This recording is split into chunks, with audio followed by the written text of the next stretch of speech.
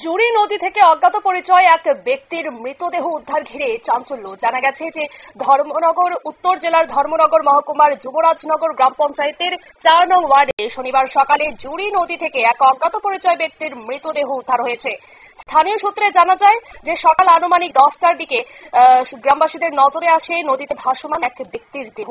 সঙ্গে সঙ্গে খবর দেওয়া হয় ধর্মনগর থানায় এবং খবর পেয়ে পুলিশ দ্রুত ঘটনাস্থলে পৌঁছে মৃতদেহটি উদ্ধার করে। এ নিয়ে পুলিশ কি জানিয়েছেন শোনাবো।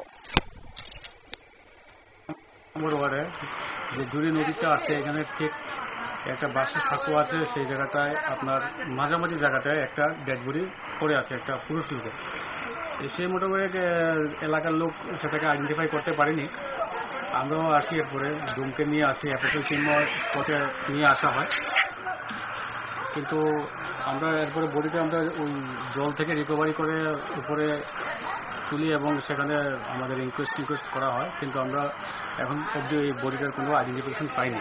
আমরা এটা ধর্মনগর মর্গে নিয়ে যাব এবং যদি আইডেন্টিফাই না হয় তাহলে আমরা 72 ঘন্টা পর্যন্ত এটাকে রাখবো, তারপর পরবর্তী প্রসিডিং হবে। আর বডির মধ্যে সাসপেক্টেড কোনো কিছু পাওয়া যায়নি, এখনো কোনো ইঞ্জুরির ডাক্তার পাওয়া যায়নি। কতদিন পুরানো বডিটা মনে হচ্ছে 24 ঘন্টা পার হয়ে গেছে। আপনারা শুনলেন পুলিশের বক্তব্য।